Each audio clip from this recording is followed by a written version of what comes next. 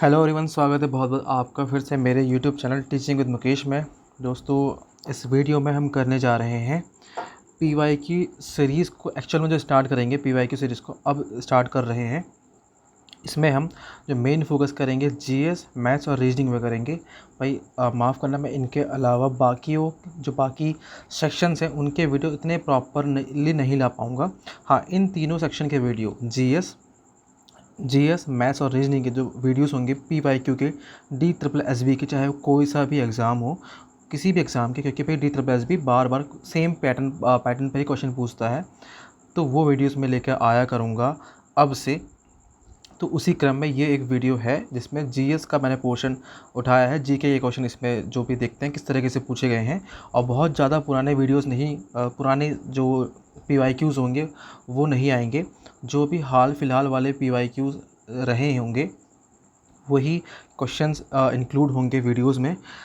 तो चलिए शुरू करते हैं इस वीडियो को। ये वीडियो है जीके का, तो जीके का पहला क्वेश्चन है और इससे कोई फ़र्क नहीं पड़ता कि भाई हमारा ये किस एग्ज़ाम का पीवाईक्यू है। बस हाँ, फ़र्क अगर पड़ता है तो थोड़ा इस बात से पड़ेगा कि भाई ये अभी हाल फिलहाल में जून के मंथ में हुआ ही, 2025 में जून में ही हुआ एक पीवाईक्यू है, और उसी का मैंने यहाँ पे जो जीके वाला सेक्शन है वो सेक्शन उठाया है। तो चलिए शुरू करते हैं इस वीडियो को। तो वीडियो में पहला प्रश्न जो दे रखा है यहाँ पे, हाँ, और साथ ही क्वेश्चन आएंगे। क्वेश्चन में मैं जितना हो सकेगा मैं मुहैया करवा दूंगा वो सारी जानकारियाँ जो इम्पॉर्टेंट होंगी उस क्वेश्चन से रिलेटेड। तो पहला क्वेश्चन है, अप्रैल 2025 में किस आतंकवादी हमले के कारण भारत ने पाकिस्तान के साथ सिंधु जल संधि निलंबित कर दी। ठीक है, तो भाई ये तो बहुत अभी हाल ही में एक घटना घटी थी। एक पाकिस्तान की जो पाकिस्तानियों द्वारा करवाया गया एक शर्मनाक, इसे हमला बोला जाएगा, पहलगाम में हुआ था। ठीक है, तो ये तो बहुत अभी वेल नोन घटना है, सभी लोगों को पता होगा इसके बारे में।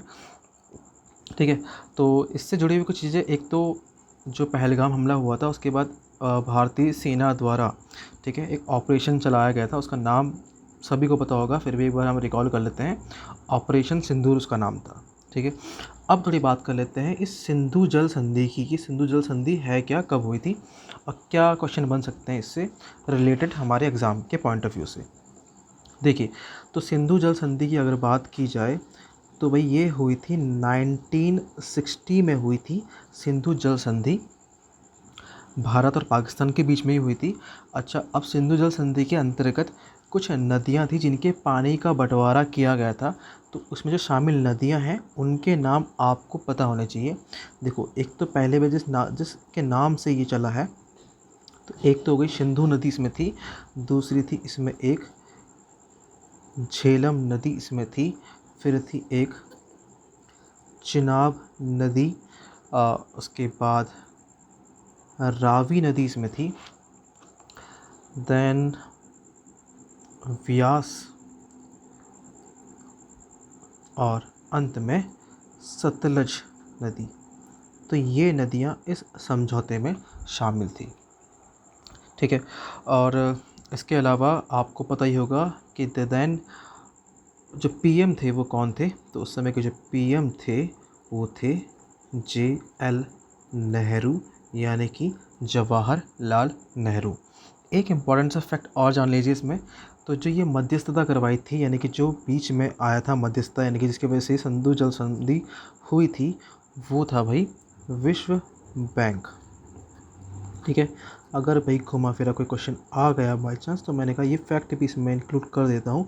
विश्व बैंक की ने करवाई थी क्या, इसने करवाई थी मध्यस्थता।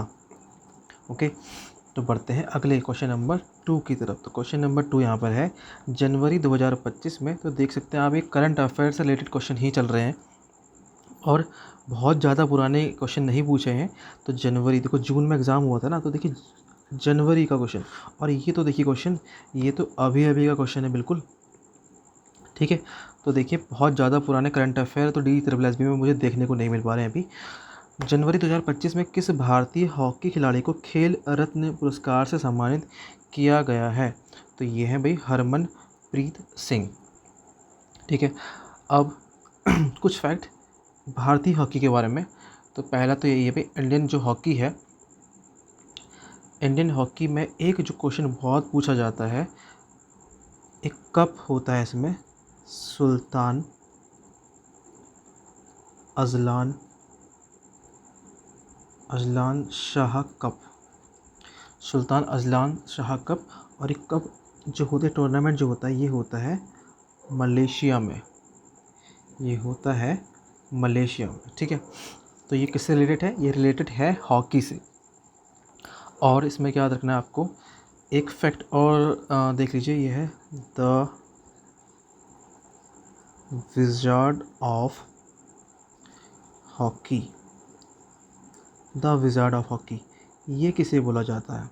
तो द विजार्ड ऑफ हॉकी बोला जाता है मेजर ध्यानचंद जी को, इनको बोला जाता है द विजार्ड ऑफ हॉकी। इसके अलावा हाँ, तो जो पहला ओलंपिक मेडल जीता था हमने हॉकी में, वो कब जीता था? तो फर्स्ट जो ओलंपिक है मेडल, ओलंपिक गोल्ड मेडल की बात करें तो वो जीता था 1928 में जीता था। मेजर ध्यानचंद जी भी उस समय हॉकी टीम में ही थे। तो ये थे कुछ हॉकी से रिलेटेड टर्म जो मुझे फ़िलहाल याद आ पाए, जो आप लोगों के साथ शेयर करने चाहिए। अगला क्वेश्चन नंबर 3 देखिए। मई 2025 में फिर से एक बार यहाँ पे करंट से रिलेटेड क्वेश्चन है। असम में लॉन्च किया गया अंकिता का संबंध इनमें से किससे है? असम में लॉन्च किया गया है अंकिता का संबंध, अंकिता नाम का, ठीक है, इसका संबंध है यहाँ पर AI न्यूज़ एंकर से इसका संबंध है, ठीक है। अगला क्वेश्चन देखिए, अगला क्वेश्चन है क्वेश्चन नंबर 4। इसमें दिया है, पूछा गया है, जनवरी 2025 में किस देश की रक्षा और अंतरिक्ष एजेंसियों के साथ सहयोग करने के लिए 7 भारतीय निजी फर्मों का चयन किया गया है? तो जो इसका सही जवाब है वो है अमेरिका। तो अमेरिका के साथ जो उस देश की रक्षा और अंतरिक्ष एजेंसियों के साथ सहयोग करने के लिए 7 भारतीय निजी फर्मों का चयन किया गया है। तो वो देश का नाम है अमेरिका। अगला प्रश्न देखते हैं। अगला प्रश्न है, बाजार मूल्यों पर शुद्ध राष्ट्रीय उत्पाद तथा शेष विश्व से प्राप्त अन्य वर्तमान अंतरणों को जोड़ने पर क्या प्राप्त होता है? ठीक है, तो ये प्राप्त होता है भाई राष्ट्रीय प्रयोज्य आय, ठीक है। इको का क्वेश्चन यहाँ पूछा गया था। अगला है, जनवरी 2025 में शतरंज के लिए मेजर ध्यानचंद खेल रत्न अवार्ड से किसे सम्मानित किया गया? तो चार ऑप्शन थे, जिसमें से जो सही ऑप्शन था वो था गुकेश डी को बहुत सम्मानित किया गया था। किसके लिए? शतरंज के लिए मेजर ध्यानचंद खेल अवार्ड से।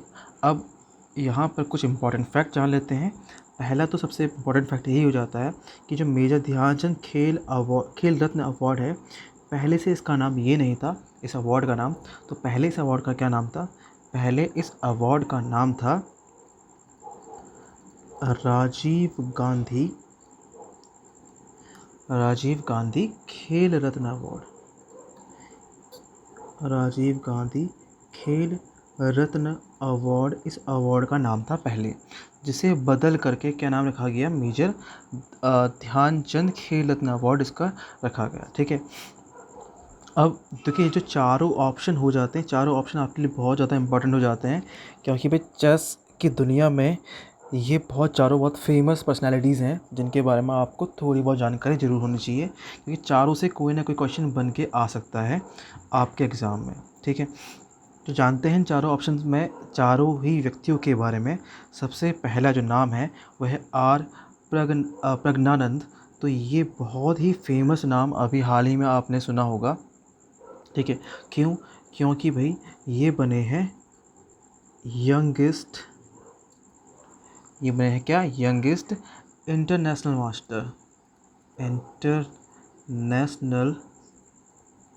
मास्टर, ठीक है। और साथ ही ये बने हैं क्या? ये बने हैं सेकंड यंगेस्ट ग्रैंड मास्टर, ठीक है। तो एक तो ये इम्पोर्टेंट हो जाते हैं। फिर विश्वनाथन आनंद, भाई बहुत ही फेमस नाम, चेस में अगर चेस की बात की जाए और विश्वनाथन आनंद का नाम ना आए तो ऐसा कभी नहीं हो सकता। क्यों? क्योंकि ये भारत के पहले फर्स्ट वर्ल्ड चैम्पियन थे। ठीक है, तो एक अगर बोला जाए भारतीय चेस के जो सबसे बड़े सितारा बोला जाए तो विश्वनाथन आनंद को कहा जाएगा। फिर बात करते हैं अर्जुन एरिगेसी की। तो अर्जुन एरिगेसी की अगर बात की जाए तो देखिए, तो ये जाने जाते हैं अपने एक डिफरेंट स्टाइल के लिए, डिफरेंट स्टाइल ऑफ चेस खेलने के लिए। ठीक है, गुकेश डी के बारे में अगर बात करें तो जो गुकेश डी हैं वो हैं यंगेस्ट वर्ल्ड चैम्पियन। ये बने हैं यंगेस्ट वर्ल्ड चैम्पियन। ठीक है, चलिए अगले क्वेश्चन की तरफ बढ़ते हैं। अगला क्वेश्चन है आपके सामने, श्रम बल भागीदारी दर भारत में किस आयु वर्ग की कुल श्रम शक्ति को कुल कार्यशील आयु जनसंख्या से विभाजित करने का अनुपात है? तो भैया इको के क्वेश्चन है, तो डायरेक्टली भैया तो याद ही रखने पड़ेंगे। तो इसका जो आंसर है वो है 15 वर्ष और उससे अधिक।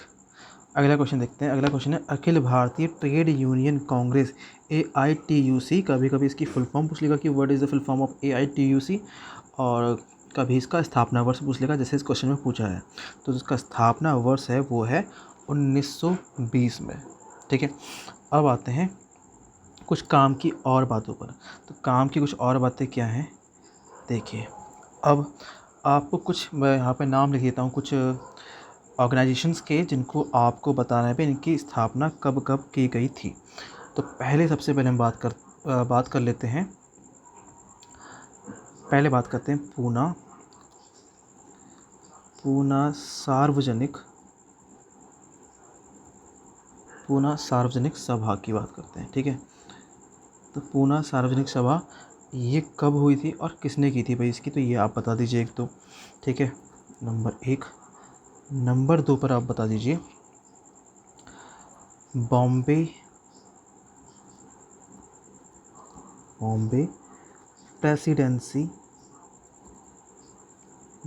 Presidency association.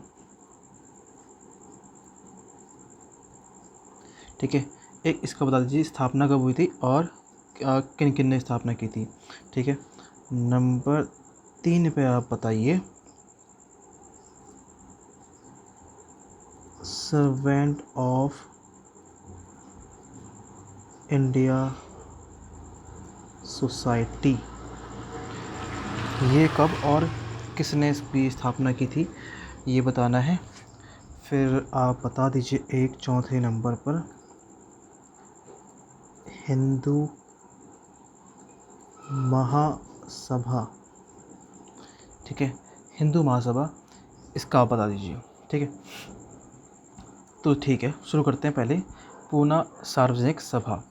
तो भाई इसकी जो स्थापना हुई थी वो 1870 में की थी।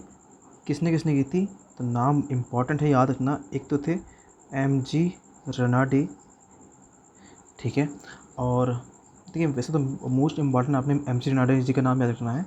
इसके अलावा अगर ये नाम पूछा जा सकता है, GV जोशी जी भी इसमें शामिल थे। ठीक है, और एक और थे SH चिपलंकुर भी इसमें शामिल थे। ठीक है, फिर बॉम्बे प्रेसिडेंसी एसोसिएशन, इसकी जो स्थापना हुई थी 1885 में इसकी स्थापना हुई थी। ठीक है, यहाँ पर जो नाम आते हैं इम्पोर्टेंट, एक आते हैं फिरोज शाह मेहता। ठीक है, एक तो ये आते हैं और एक आते हैं बदरुद्दीन तैयब जी। ठीक है, बदरुद्दीन तैयब जी, और एक नाम और आता है कि हाँ यहाँ दे देता हूँ, KT तेलांग। ठीक है, 3 नाम यहाँ पे इम्पोर्टेंट आते हैं। ठीक है, अब अगला है सर्वेंट ऑफ इंडिया सोसाइटी। ये बहुत बार एग्जामिनेशन पूछा गया है। इसका स्थापना वर्ष 1905, और बहुत ही बार डिफरेंट एग्ज़ाम में ये भी आया है कि किसने की थी। तो भाई गोपाल गोपाल कृष्ण गोखले जी ने की थी। ठीक है, फिर अगला है हिंदू महासभा।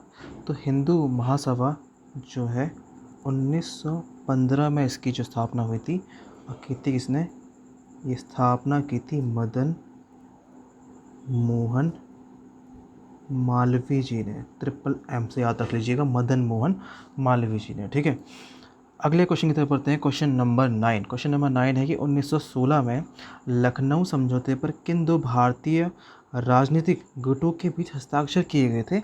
लखनऊ समझौते पर, तो लखनऊ समझौते की बात की जाए तो इसमें किए थे भाई भारतीय राष्ट्रीय कांग्रेस और अखिल भारतीय मुस्लिम लीग। 1916 में ये समझौता हुआ था, लखनऊ समझौता, जिसमें इन दोनों के बीच में हस्ताक्षर किए गए थे। ठीक है,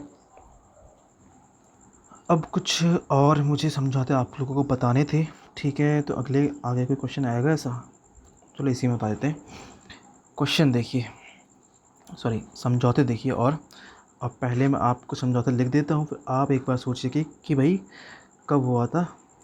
तो पहला समझौता जो है उसका नाम है शिमला समझौता। ठीक है, आप बता दीजिए कब हुआ था। ठीक है, तो ईयर आप बता दीजिए। फिर है पूना पैक्ट, ये बता दीजिए, पूना समझौता बोल सकते हैं। और फिर एक है गांधी इरविन पैक्ट। ठीक है, तो ये है गांधी, छोटा ही बनेगा शायद ना, एक तो ये आदत हो चुकी है इंग्लिश लिखने की, तो ये हिंदी अब लिखी जा नहीं रही है। Gandhi Irwin pact, okay. ठीक है, और भी कोई है? ठीक है, तो 3 समझौते हैं फ़िलहाल। आप पहले ये बताइए शिमला समझौता। तो देखिए शिमला समझौता जो हुआ था, ये हुआ था 1972 में ये समझौता हुआ था। ठीक है, और आपको याद रखना है कि 1971 में हुई थी भारत पाकिस्तान के बीच में एक वॉर। ठीक है, जिससे नाम दिया गया इंडो पाक वॉर। तो इंडो पाक वॉर यानी कि भारत पाकिस्तान युद्ध हुआ था 1971 में। उसी के बाद भाई ये शिमला समझौता आया था। ठीक है, शिमला जो का एग्रीमेंट जो है आया था। एक चीज़ और आपने यहाँ पे याद रखनी है, आपने याद ये रखना है कि भाई इस समय पर भारत के प्रधानमंत्री कौन थे। तो भारतीय प्रधानमंत्री इस समय थी श्रीमती कौन, नाम तो याद आ ही गया होगा, इंदिरा गांधी। ठीक है, और उसमें पाकिस्तान में कौन थे यहाँ पे जो लीडर थे, तो वो थे भाई, ये थे जुल्फ़िकार अली भुट्टो। ठीक है, और क्या याद रखेंगे इसमें, हाँ एक चीज़ और इम्पोर्टेंट तो भूल ही रहा था, इसमें भाई आपने याद रखना है यहाँ पर फॉर्मेशन हो गया था LOC का, मतलब कि लाइन ऑफ कंट्रोल का कश्मीर में, यहाँ पर इसका फॉर्मेशन भी हुआ था। अगला है पूना पैक्ट। तो पूना पैक्ट हुआ था 1932 में, 1932 में हुआ था। ये किसके किसके बीच में हुआ था, ये गांधी जी और अंबेडकर जी के बीच में हुआ था। ठीक है, फिर है गांधी इरविन पैक्ट। जैसे कि नाम से चल रहा पता कि गांधी और इरविन के बीच में हुआ होगा, तो गांधी इरविन पैक्ट हुआ था। ठीक है, तो ये हुआ था भाई आपका 1931 में ये हुआ था गांधी इरविन पैक्ट। ठीक है, और इसमें हुआ ये था कि भाई जब ये समझौता हुआ, एक तो ये हुआ कि सविनय अवज्ञा आंदोलन को समाप्त कर दिया गया। सविनय अवज्ञा आंदोलन को कर दिया गया था यहाँ से समाप्त। ठीक है, पहला।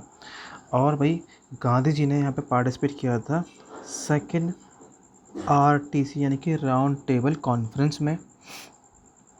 ठीक है, ये सब चीज़ें हुई थी। और कोई यहाँ पर इम्पोर्टेंट फैक्ट, हाँ एक और मुझे याद आ रहा है, इसको मिटा देते हैं यहाँ से। एक याद आ रहा है मुझे और समझौता जो हुआ था भाई ताशकंद समझौता। ताशकंद, इसकी स्पेलिंग कुछ ऐसे ही लिखी होगी, हिंदी में लिखा होगा ऐसे, ताशकंद समझौता हुआ था। ठीक है, अभी जो ये ताशकंद समझौता है ये हुआ था भाई 1966 में, ये समझौता हुआ था, ताशकंद समझौता। ठीक है, अब उस समय कौन थे भाई लीडर्स? तो लीडर्स थे यहाँ पे, एक तो थे लाल बहादुर शास्त्री जी, ठीक है, और जो भारत के प्रधानमंत्री थे तब समय के, और फिर ये थे अयूब खान जो कि पाकिस्तान की तरफ से थे। ताशकंद समझौता, और आपको याद होगा ये हुआ था 1965 में, भारत पाकिस्तान के बीच में जो युद्ध हुआ था। ठीक है, जो भारत पाकिस्तान के बीच में वॉर हुई थी उसके बाद हुआ था। और इसी समझौते को जब साइन किया था भाई, यहाँ पे थोड़ा सा रहस्यमय ढंग से जो श्री लाल बहादुर शास्त्री जी हैं, जैसे ही साइन किया था उनके बाद इनकी मृत्यु का समाचार आ जाता है। तो ताशकंद है जो आज के शायद ये उज़्बेकिस्तान जो जगह है वहाँ पड़ता है। ठीक है, ठीक है, अगला क्वेश्चन इधर पढ़ते हैं। अगला क्वेश्चन है, लॉर्ड इरविन ने किस वर्ष अनिर्दिष्ट भविष्य में भारत के लिए डोमिनियन स्टेटस की घोषणा की थी? एक तो भाई मुझे सबसे ज़्यादा दिक्कत ये आती है कि चलो इरविन नाम समझ में आता ना, भाई लॉर्ड वर्ड लगाने का क्या मतलब है फालतू के इन लोगों के नाम के आगे से? जब थे तब लोग बोलते थे, तो भाई अब फालतू का इनको लॉर्ड क्या बोलना? दूसरे के देश में जाके राज कर रहे हैं और लॉर्ड कहा जा रहा है, बताइए इनको। ठीक है, चलो, तो भाई देखिए जो इरविन साहब हैं ये, ठीक है, तो डोमिनियन स्टेटस की घोषणा की थी कब? 1929 में इन्होंने कर दी थी भाई ये घोषणा। ठीक है, तो यहाँ से कुछ बातें जो समझ में आती हैं, कुछ और याद रखने लायक, वो ये हैं। पहले तो भाई first governor general of Bengal, ठीक है, ये कौन था ये बताइए। फिर first governor general of India, ये कौन था? उसके बाद आता है फर्स्ट वाइसरॉय ऑफ इंडिया। उसके बाद एक नाम और है भाई इम्पोर्टेंट, जो है लास्ट वाइसरॉय ऑफ इंडिया। फिर आते हैं हमारे फर्स्ट गवर्नर जनरल ऑफ, एक मिनट, गवर्नर जनरल तो हमने लिख दिया ना। अच्छा, ये तो है first governor general of independent, मतलब कि स्वतंत्र भारत के पहले। ठीक है, वही लास्ट पे बन चुके थे। ठीक है, हाँ, तो अब इनके बारे में देखते हैं। तो पहला है भाई first governor general of Bengal, ये थे कौन? तो नाम तो याद होगा ही आपको, वॉरेन हेस्टिंग। ठीक है, तो एक ईयर और देख लीजिए, 1773 की बात है। 1773 में थे first governor general of India, जो थे भाई लॉर्ड, अरे काहे का लॉर्ड, विलियम बेंटिक,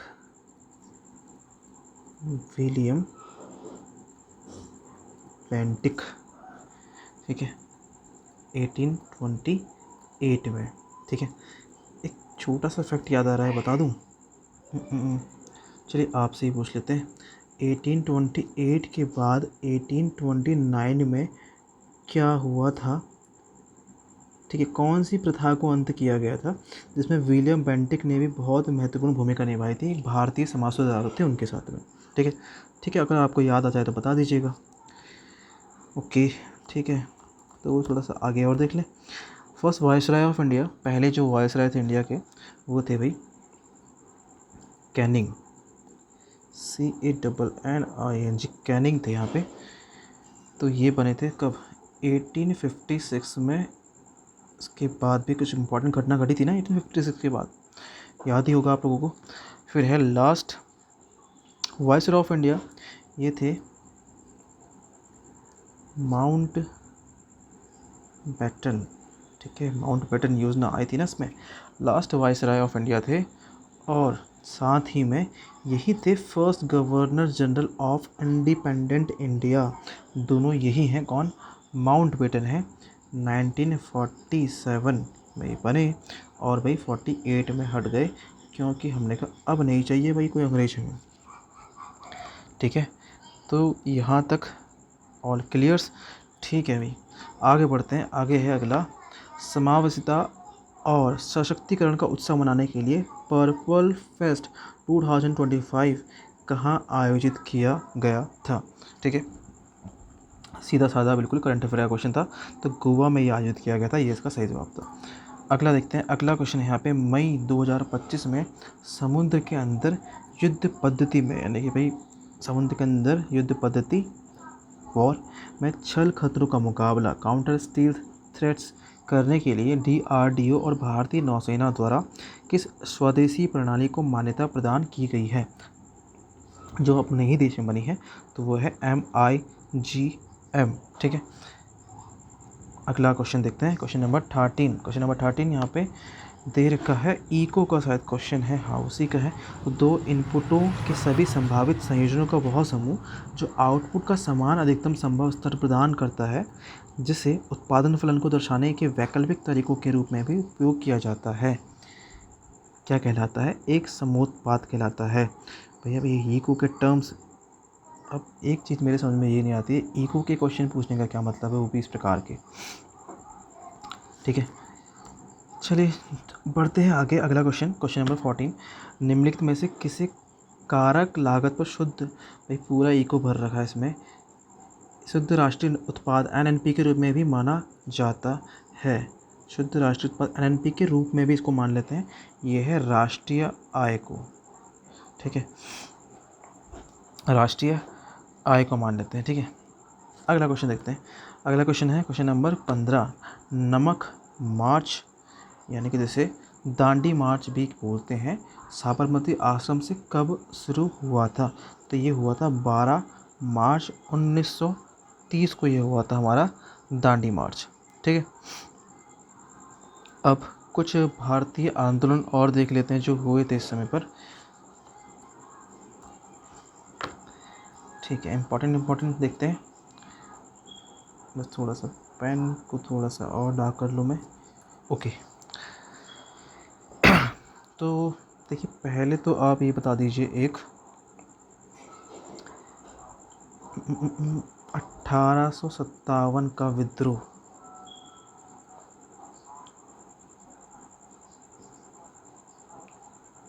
ठीक है, इसे किस और नाम से भी जानते हैं, एक ये बता दीजिए, ठीक है। और स्वदेशी मूवमेंट आया था एक, स्वदेशी आंदोलन, स्वदेशी आंदोलन ये कब हुआ था, इसके बारे में बता दीजिए, और इसमें कौन कौन से लीडर यहाँ पे इम्पोर्टेंट थे वो बताइए। फिर एक आप बता दीजिए, होम रूल लीग, बहुत बार पता नहीं कितने, ना जाने कितने ही बार किन किन एग्ज़ाम में पूछा गया है, बहुत फेवरेट क्वेश्चंस होते हैं ये, जो मैं अभी जो जितने भी आंदोलन के नाम आगे और अभी जो बताए हैं वो कब हुआ था, उसमें फिर जो जो लीडर्स थे उनके नाम आप बता दीजिए। एक आता है खिलाफत मूवमेंट, खिलाफत आंदोलन, इसके बारे में बता दीजिए। और कौन से इम्पोर्टेंट है, हाँ कुछ और भी हैं, चलो पहले इनके बारे में जान लेते हैं। 1857 का विद्रोह, तो इसमें क्या पूछा सवाल था मैंने, सवाल ये था कि इसका अन्य नाम क्या है, ठीक है। तो इसका अन्य नाम भाई है सैनिक विद्रोह, ठीक है, सिपाही म्यूटिनी से बोलते हैं सैनिक विद्रोह। और आप लोगों को पता ही होगा कि किसके, कौन इसके शुरुआत कहाँ से हुई थी इस विद्रोह की, तो मंगल पांडे जी ने यहाँ पे मना कर दिया था कि भाई वो इस्तेमाल नहीं करेंगे उन कारतूसों का जिनमें हज में गौ माता की जो है क्या हो, चर्बी हो, जिसे मुंह से खोलना पड़ता था। तो वहाँ से शुरुआत है, धीरे धीरे पूरा विद्रोह फैल गया पूरे भारत के अलग अलग जगहों पर, ठीक है। तो 1857 का विद्रोह। यहाँ से एक इंपॉर्टेंट क्वेश्चन पूछ लेता है, यहाँ से इंपॉर्टेंट क्वेश्चन ये पूछता है कि भाई इसे first first war of independence, स्वतंत्रता का पहला युद्ध किसने कहा था? फर्स्ट वॉर ऑफ इंडिपेंडेंस, तो ये इन्हें कहा था भाई, ये कहा था V.D. सावरकर जी ने ये कहा था, ठीक है। आगे देखिए, अगला है स्वदेशी आंदोलन, स्वदेशी मूवमेंट, ये हुआ था 1905 में हुआ था। इसमें आपको 3 लीडर्स के नाम याद रखने हैं। याद भी कैसे रखेंगे? लाल बाल पाल, ठीक है। कैसे याद रखेंगे? लाल से हो गया लाला लाजपत राय, बाल से हो गया बाल गंगाधर तिलक, पाल से हो गया विपिन चंद्र पाल, ठीक है। तीनों नाम आपने इस प्रकार से याद रखने हैं।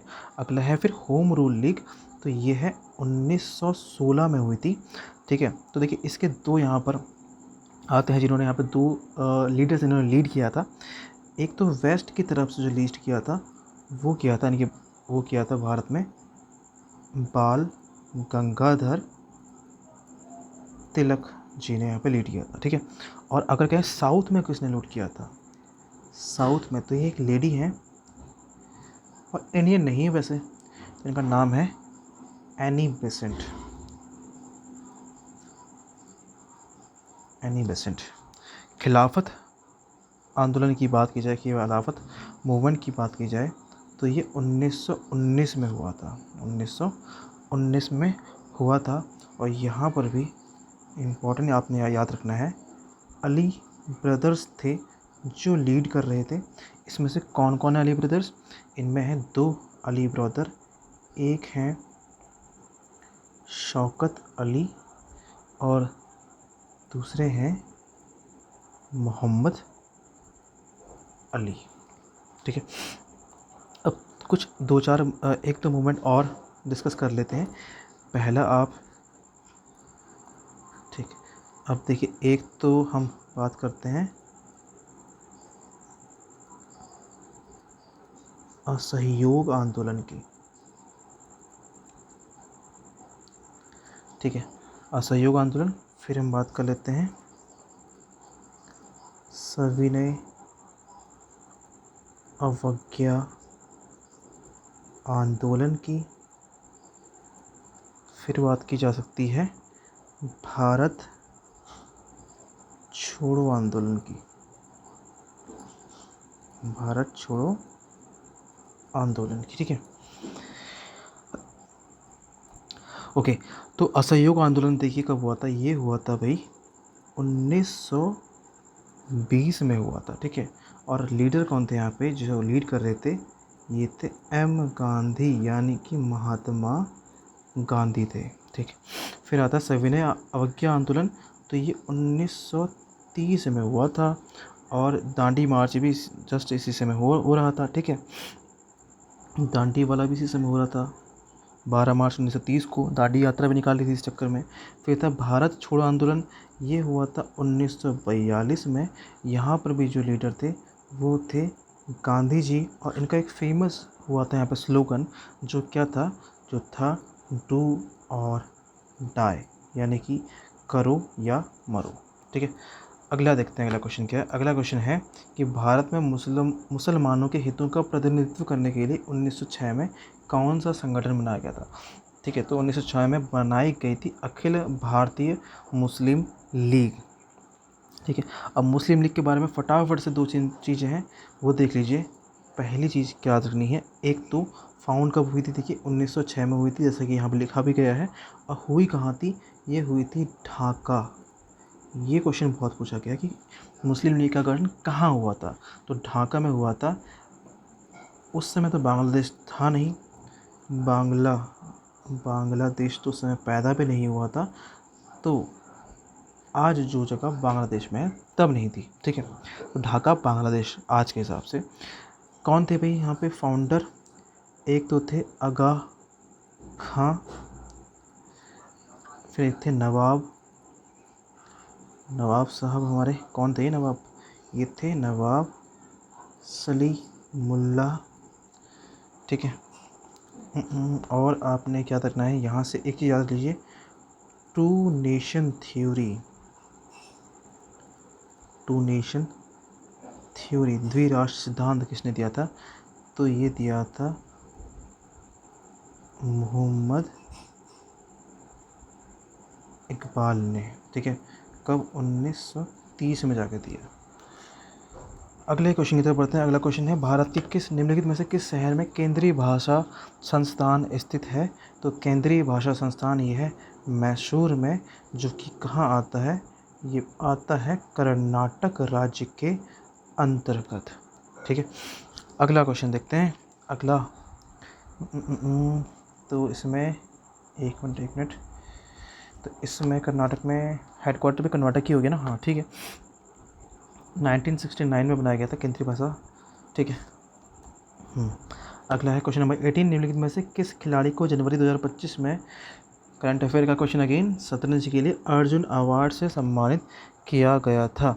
तो अर्जुन अवार्ड से शतरंज के लिए वंतिका अग्रवाल को सम्मानित किया गया था।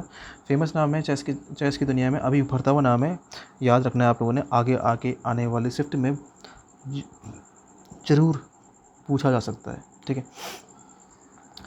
फिर अर्जुन अवार्ड से रिलेटेड कुछ चीज़ें और समझ लेते हैं। 2025 वाले अर्जुन अवार्ड से ही चीज़ें कुछ ऐसी हैं। पहले तो आपने ये याद रखना है कि इसमें टोटल 32 अर्जुन अवार्ड बांटे गए थे, और ये एक रिकॉर्ड रहा।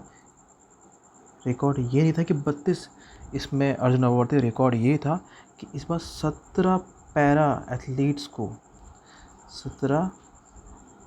एथलीट्स को ये अवार्ड दिए गए। ठीक है, तो ये रिकॉर्ड रहा अभी तक का। ठीक है, इसके अलावा और एक इसमें जो इम्पोर्टेंट नेम कुछ हैं, तो उसमें से एक नाम आप याद रख लीजिए, साजन प्रकाश। क्योंकि एक बार मैंने देखा था ये साजन प्रकाश से रिलेटेड एक क्वेश्चन पूछा गया था कि साजन प्रकाश किस खेल से संबंधित हैं। ठीक है, तो वहाँ से क्वेश्चन आ गया था। तो साजन प्रकाश हैं स्विमिंग से रिलेटेड, और इनको इस बार 2025 का अर्जुन अवार्ड दिया गया है। ठीक है, ये इम्पोर्टेंट था। अब आते हैं आगे।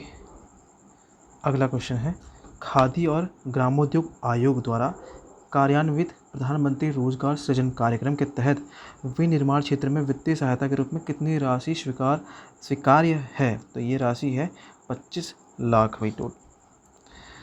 और अंतिम क्वेश्चन देखिए, अंतिम क्वेश्चन ये है, विश्व बैंक की spring 2025 poverty and equity brief report के अनुसार 2011-12 और 2022-23 के मध्य भारत में कितने लोग चरम निर्धनता से बाहर निकल पाए हैं? चरम निर्धनता से बाहर निकल गई भाई, ये रिपोर्ट विश्व बैंक दे रहा है।